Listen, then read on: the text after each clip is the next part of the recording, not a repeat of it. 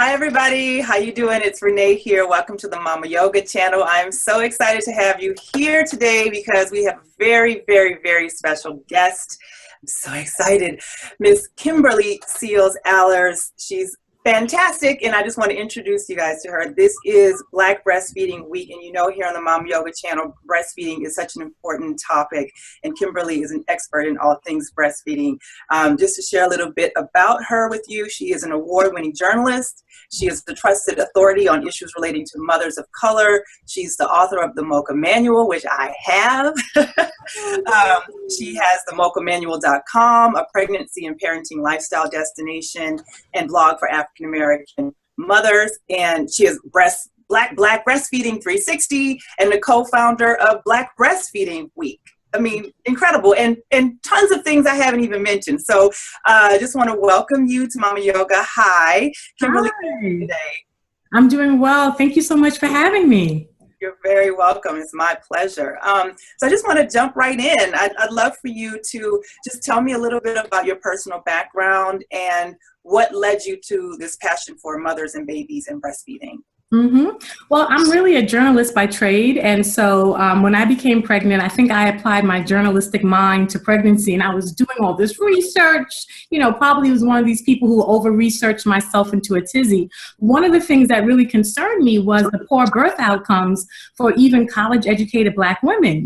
We're still twice as likely to have a low birth weight baby, 3 times more likely to die during childbirth, and they really hadn't been able to figure out why education or income don't protect Black women from poor birth outcomes. So I became really interested and passionate about that. And that was why my first book, the Pregnancy Guidebook, was really about not, the 40 weeks of pregnancy from a medical perspective, but really from a sociological perspective. What are Black women dealing with in their lives that could be impacting their birth outcomes? And so that really got me started talking about pregnancy and motherhood and things like that.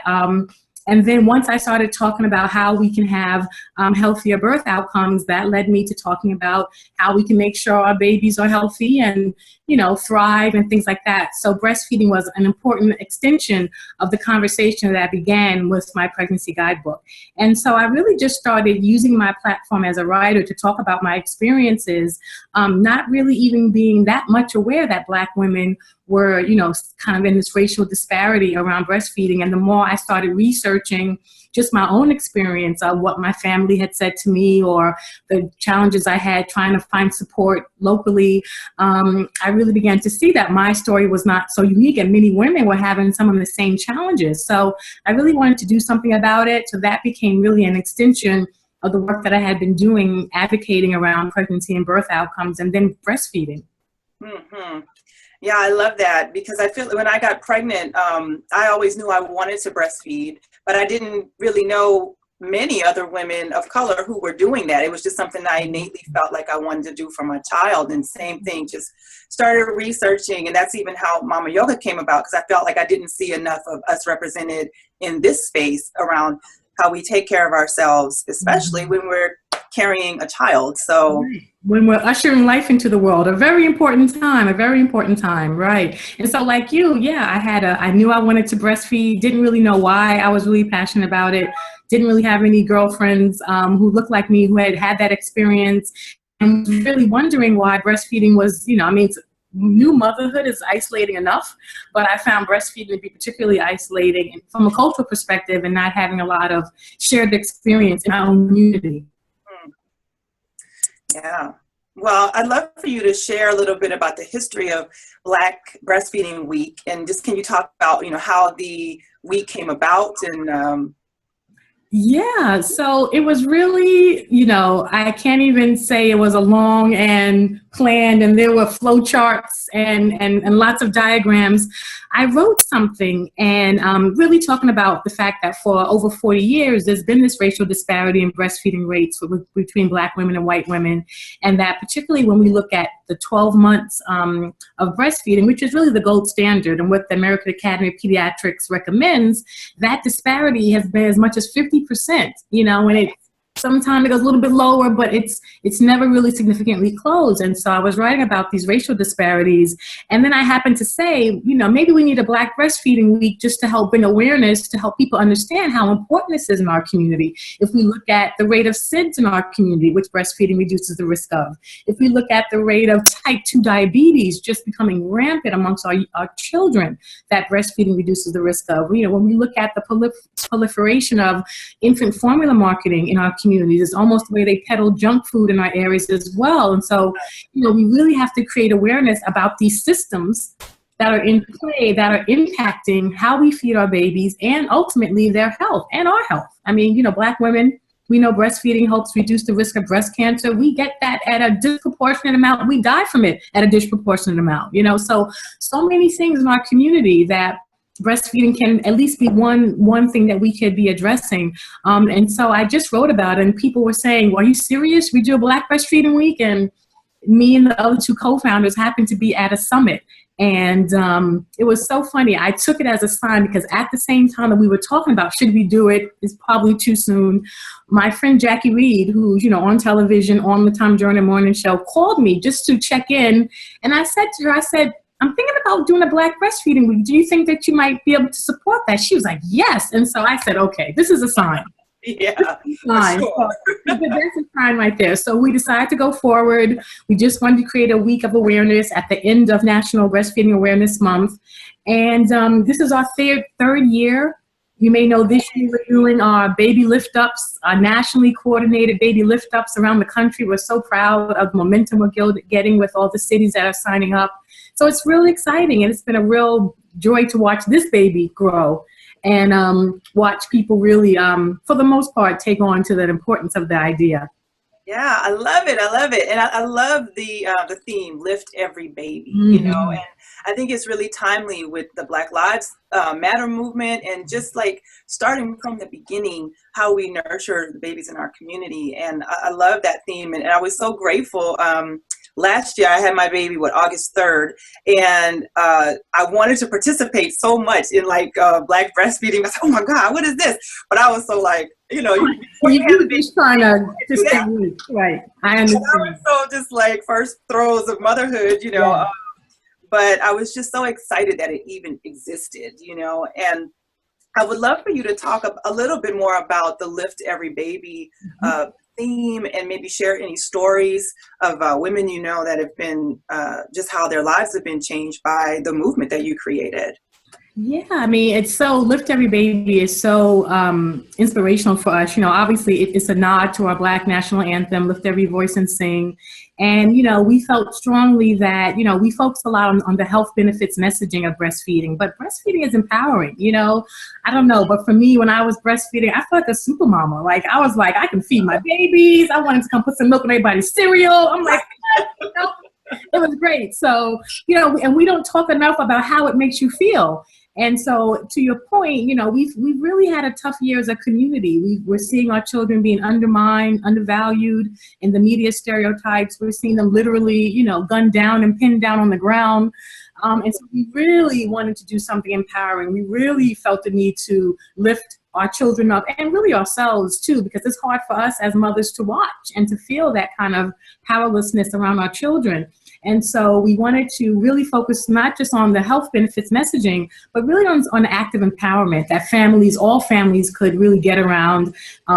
So we had this, idea around the lift ups and people really coming together at a singular time to do something in unison as a community. And obviously for us, one of the important ways that we lift up our babies is with breastfeeding, one of the earliest things we can do to improve their health outcomes. But we're also going to be talking about, even on the Twitter chat, about early literacy and good nutrition and advocating at schools. There are multiple ways that we have to lift up our children. And so we want to be able to discuss all of that, but breastfeeding being something that we can do from birth to really give them a great start at life. So we're excited about the lift ups, which are Saturday at 3 p.m. And we have so many cities lined up. So we're just really, really excited. Do you have things happening in the Bay Area? Yes, I think we have 2 events in Oakland.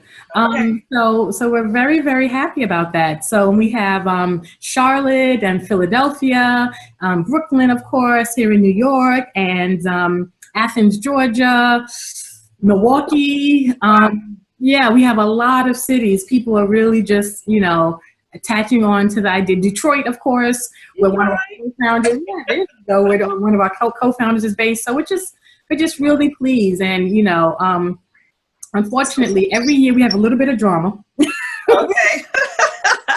What would it be without drama? What would it be without drama? And, it's been so interesting because the first year that we launched Black Breastfeeding Week, there was a huge brouhaha at a very major breastfeeding website, I should say a Facebook group. They probably have like 17,000 members, and people were really like, why do we need a Black Breastfeeding Week? There's no White Breastfeeding Week. And, we constantly see this message where we're not allowed to do anything for ourselves without it being viewed as exclusionary. So we make it very clear that our work is about self-empowerment, self-determination, our community first, and we don't exclude others. But if you look at the health outcomes, you look at the 40 years of racial disparities, if you look at the rate at which Black babies are dying disproportionately to white babies, we are very clear that this is important and necessary, and that we don't have to keep explaining ourselves.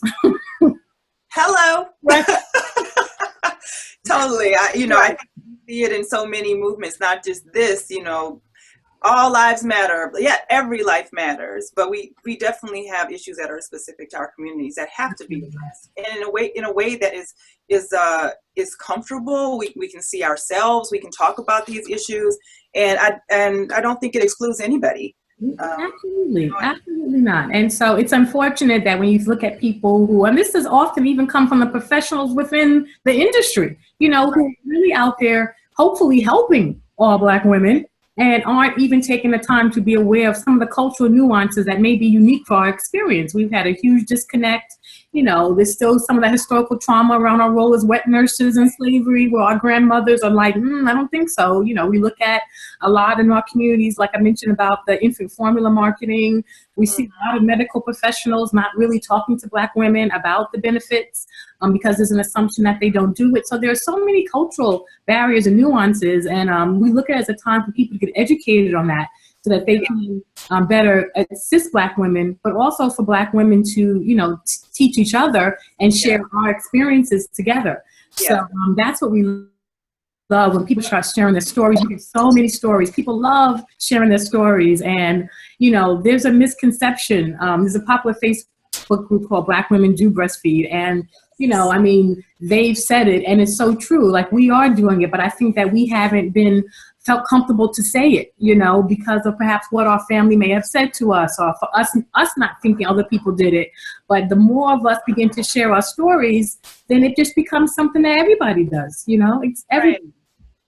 Right. Well, and that's the thing, silence is deadly, right? And the more we start talking to each other, you say, oh, she does that, I do that. This is not weird, this is normal, and it's so good for our children. And it is so good for our children. And then we have to remember, one thing that I talk about is just in our culture, the breast is so hypersexualized, and people, you can take a whole nother hour on Black women's bodies and how they've been portrayed. So we really have to really break down issues around our bodies, understanding that, we've been told that breasts are only sexual tools, and helping women understand that they are also feeding tools. They're actually mammary glands, people. They're made to make a mammal.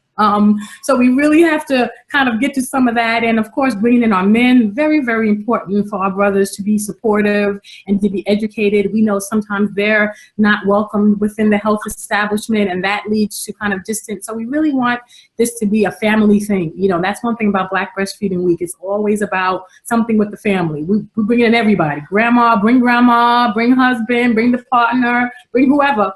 But it's a family thing. I love it.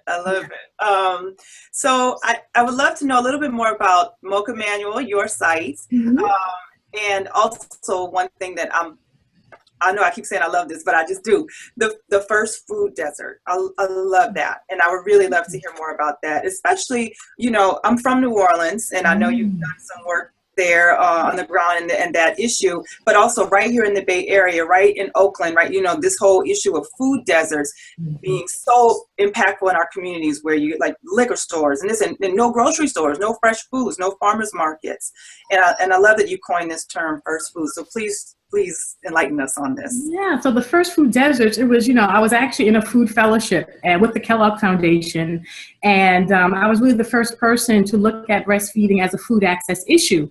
And the thing that was so striking to me, the parallels that was so major to me were in our food world, right? We used to go around and say to people, oh, eat well and exercise, but nobody really ever checked in to see if they could actually easily access a banana and if there was a safe place to exercise, right? So it sounded good, but it was disconnected from the context of people's actual lives, right? And so now we recognize that some people have to travel ridiculous distances and have to overcome hurdles just to eat well. And so now the USDA has documented food deserts, and we understand that where you live can actually impact how well you eat.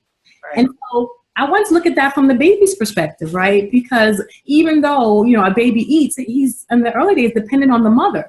And so if a mother is living in a community that's a desert of support, for her to give her baby the most nutritious food, then she really is in the same setup for failure and in the same ridiculous notion as when we were going around saying eat well and exercise without checking in to see if people could do that locally. And so I really wanted to start looking at the role of community and the impact of community, environment, where you live as an indicator of breastfeeding duration and your ability to do it successfully. And so I started some projects in the Southeast. New Orleans is one of our cities where we had a lot of great time. Good food. Doubled up the workout when I got back. But yeah, just really looking at the context of women's actual lives. We went to Birmingham. We traveled like 30 something miles to get to a breastfeeding support group. Just really seeing that, mothers who need the support, which mothers need support, are really struggling. And so we want to be able to address that. So now the First Food Friendly Community Initiative, the project I'm leading now at the Kellogg Foundation, is all about how do we turn those desert communities into something that's actually supportive of breastfeeding mothers, right? How do we make sure that mothers can go to the mall, to the big box retailers, to any restaurant, to, wherever they may have to go, the library, the museum, wherever, the gym, and make sure that if they need to feed their baby, they can do it. It's not going to be an issue. We don't need any more mothers being kicked out of, the mall or Victoria's Secret, for crying out loud, for nursing. So we really want to educate the community and all the places that mothers go in their daily lives so that they can be supportive. So that's really what the project is about. And it started from realizing that there were deserts. There were places where women would have to struggle to get true support, and their babies were suffering for it. Well, thank you for the work. Yeah, it's very gratifying. So what are you doing on social media around the event? Anything you want to talk about and let our audience know? Yes. So tonight, on the Thursday nights, we have our Twitter chat, which is #LiftEveryBaby. That's at 9 p.m.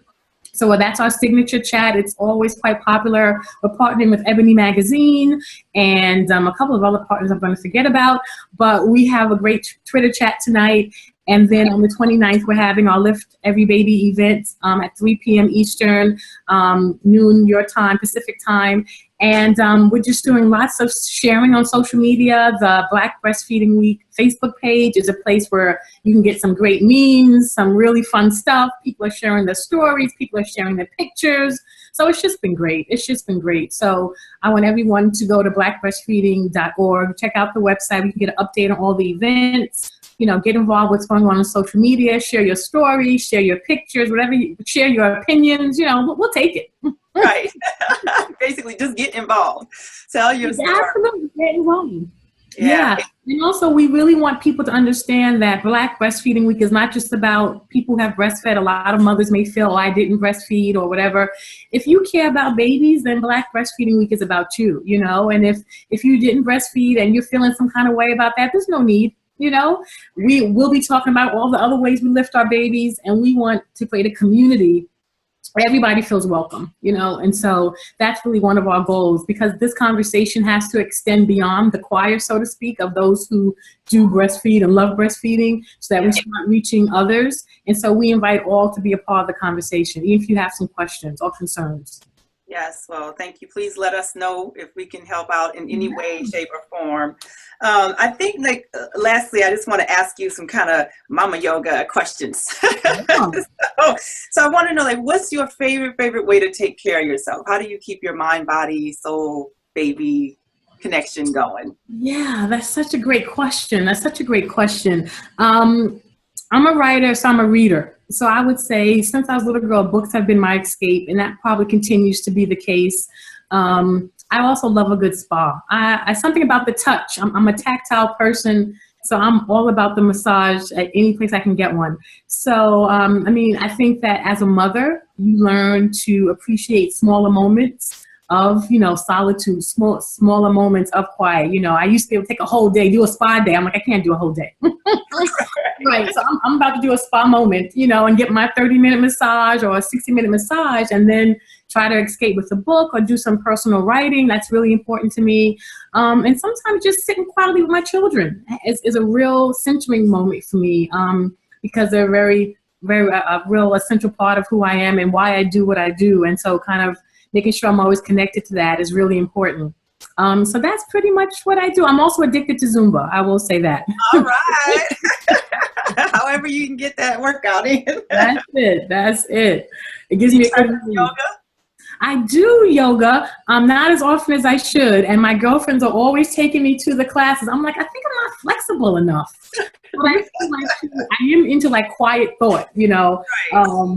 I have a favorite pose. Well, no, because I can't really do them all. But I would like to say for the record that my friend got me to go to hot yoga in Miami. And I just Lord, I wouldn't go.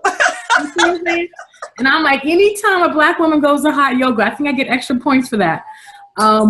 But it was, I did the Bikram yoga, which I didn't think I would enjoy, which I did. I actually survived. And it was really great. I mean, I think that it's definitely something I would love to do more of. And I need to kind of get into my own routine about doing it myself, in the morning as a part of a meditation, because it is so great. And when I do it, I feel amazing.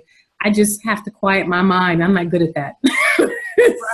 Maybe we should do a Mama Yoga Black Breastfeeding Week. I don't know. Yes, a little collabo. That would definitely be great. I mean, it's so important for us to, especially as Black women, we're so known for taking care of other people. And I'm guilty, of kind of running myself ragged and making sure my children are looked after and forgetting myself. And so we all have to do a better job at the self-care, myself included, because again, as I say, if mama falls apart, the whole ship falls apart. So we have to keep it together and keep it healthy. Yes. Well, I was going to ask you if you had any advice to give the moms out there. It sounds like you just did, but any last thoughts that you'd love to share with the audience? Yeah, no, I think what I was saying is it's the most important thing, that I think that we have to do better at self-care.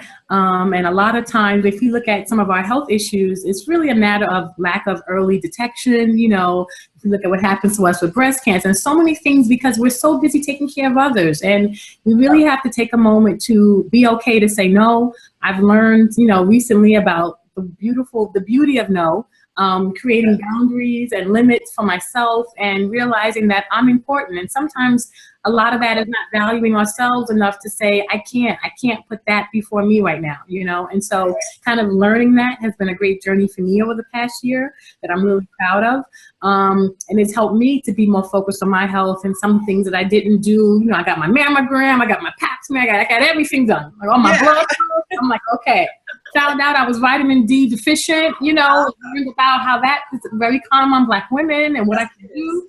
So it was really a year that I took to kind of focus on my health and figure out what I could do to kind of do, be more aware of my health, but also what I could do proactively from a holistic perspective to make sure that I can kind of stay healthy and nurture my mind. So I just want everyone to take care of themselves, because that's the most important thing we can do and the most important thing we can model for our children. Yes. It's really important that we model that for our children. Yeah. So that's my best advice. Oh, I love it. Thank you so much for being here. And just want to encourage everyone to find out more about Black Breastfeeding Week. And you can go to all the sites. We'll have links and we'll share and all of that. And just want to thank you, Kimberly, for being here on the Mama Yoga channel. Thank you so much for having me. I feel like I want to talk to you more and more and more. We'll keep it going. All right. Well, thank you so much. Thank you. Okay. Bye-bye.